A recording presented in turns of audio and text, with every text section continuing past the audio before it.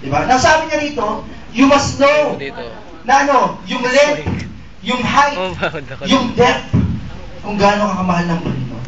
Okay? Now, question, ano ba ang sinasabi dito ni Pablo? Kasi meron kanta the love of Jesus, sweet and marvelous, the love of Jesus. Diba? May kanta yan? Higher than the mountains, deeper. Yung kanta na yan, okay yan maganda Pero yung sinasabi ni Pablo, hindi pala yun. Hindi pala mountain, hindi pala ocean, hindi pala universe. Ano yung sinasabi ni Pablo? Next slide. The cross of the Lord. Sabi niya, that you will know the length, the depth, the height. Kung gusto mong makita kung gano'ng kamahal ng Diyos, tingnan mo ang krus. Gano'ng kakamahal ng Diyos. Ibinigay niya lahat. Amen? Alam niyo ba sa krus, kinuha niya lahat ng sumpa para kailanman hindi ka nasumpain. Amen? Gano'ng kakamahal ng Diyos. Sa krus ng Kalbaryo, sumigaw siya, my God, why have you forsaken me? Diyos ko, bakit mo ko pinabayaan? Ba't niya sinigaw yun? Para malaman mo na kailanman hindi ka na pababayaan ng Diyos. Kailanman hindi ka na iiwan ng Diyos. Bakit? Kasi si Kristo, kinuha niya na yun nung nasa krus siya. Yung kasalanan mo, kinuha niya na. Amen? Yung kasalanan mo, hindi lang yung past, hindi lang yung present, pati yung future sin.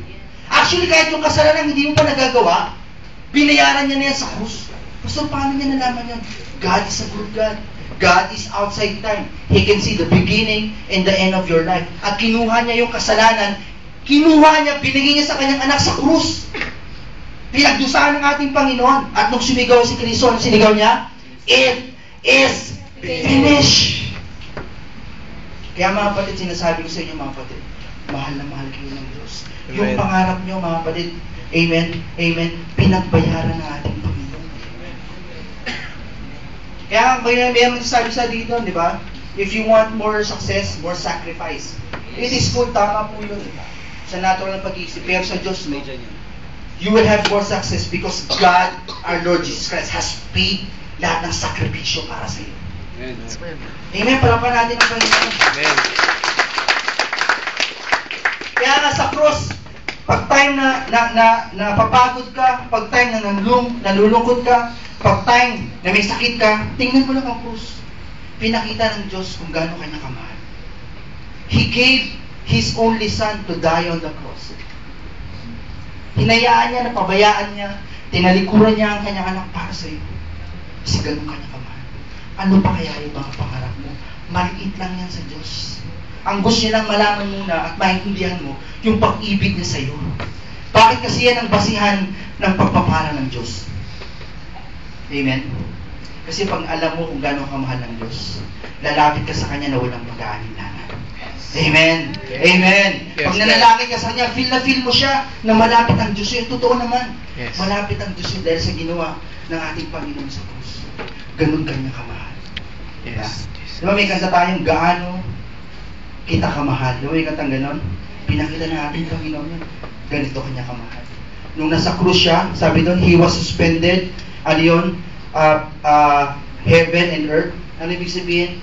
Hindi siya karapat dapat sa langit, hindi rin siya karapat dapat sa lupa. Kasi ang kinuha niya lahat yung ating kasalanan. He became sin.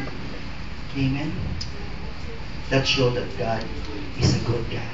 Amen. Hallelujah. Amen. Amen. Amen. God is good. God is good. God is good. Amen. God is good. Amen. Amen. Kaya lahat ng pangarap natin, di ba? Kahit yung kulay natin, it speaks of Christ's sacrifice, the blood of Christ. Kaya yung mga pangarap mo, it is done in the Lord. Hintayin mo lang kung kailan, mga kapatid. Be patient. Be patient. Amen? Amen. Tayo mag-pray. Panginoon, maraming salamat, Panginoon, sa hapong ito. We thank you for your word, Lord God. And lahat ng narito, Panginoon, dalangin ko na pupuin mo ang kanilang mga puso, Panginoon. At hayaan mo magkaroon sila, Panginoon, ng security sa iyong pag-ibig. Precious Holy Spirit, pour out your love upon their hearts, Lord God, as I pray, Lord God.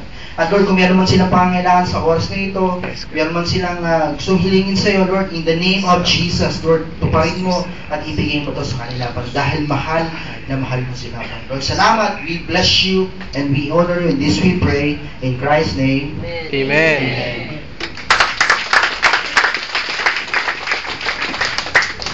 Praise God. Na-bless po ba tayo? Yes! Ay, grabe. Punong-puno na pala. Palakpakan natin si Lord. Yes! Glory to God. Grabe po. Alam nyo,